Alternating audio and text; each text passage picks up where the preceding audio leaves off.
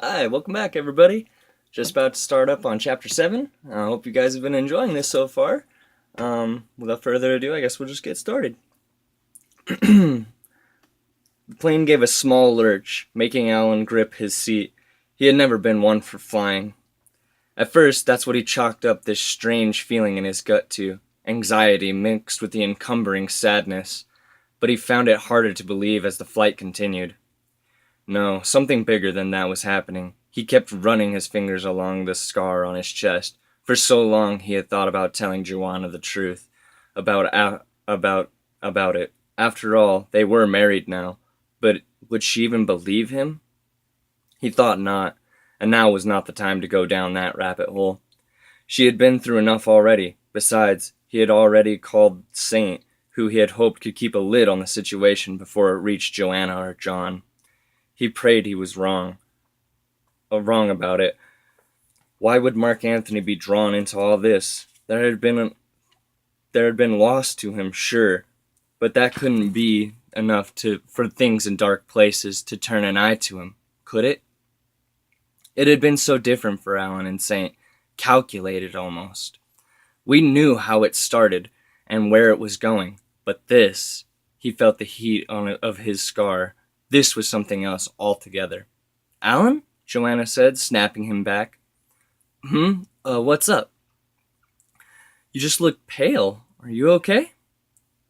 All of this happening, and she still had time to worry about him. She was a hell of a woman. Yeah, just a lot to take in, hon. Sorry, I don't mean to worry you. She placed a hand on his shoulder, squeezing it softly. We're going to get through this. He saw so much pain in her eyes, and knew that wasn't completely true. He took her hand in his own. I love you. Always. She smiled, but turned to look back out the window. It was okay. Love's hard to find through so much pain.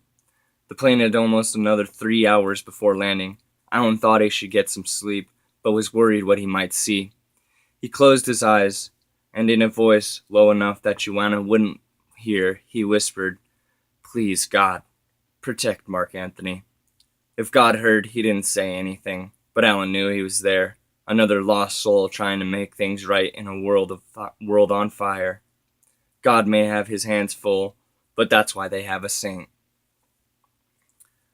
John felt the bullet sweat pouring down his face into his eyes. They stung, but he didn't blink. He had searched for hours around the property, only finding dead cacti and dirty rocks. The police said they'd send out a patrolman, but couldn't declare him missing until 48 hours after the initial disappearance. So he sat on the front porch, scanning over the desert like a Vietnamese sniper looking for his next kill. A white four-door Explorer started to pull up the long driveway, and John knew who it was. The frog in his throat choked the life out of him, but would not let him die. No, he had to face this. Joanna and Alan got out of the car. John didn't know what to say. His legs felt numb, so it surprised him when he started to speak. Joanna, Alan, something happened. They listened to him explain what had happened. Joanna had an air of unusual calmness about her. When he finished, she took a step forward and struck him across the eye. John fell back, stars dancing across his vision. Alan made a grab for her, holding her back as she thrashed about. You selfish bastard! You fucking waste of a man! How could you? How fucking could you? Babe, Alan yelled. Calm down, please. It's not his fault. She turned to face him, fire in her eyes. But something changed when she looked at Alan's stony gaze. She collapsed into him, crying. John sat on his haunches, holding a hand to his already swelling eye. He looked up at Alan, a man he had hated for so long, but felt nothing but gratitude for him being there for her. Love's a funny thing like that. And I know this was a little bit shorter than usual, but that's all for right now. The next chapter was a little bit longer, so I'm just trying to work all that out. I hope you guys enjoy, and I'll put up the next one as soon as possible. Thank you for listening again, and have a good day. Bye-bye!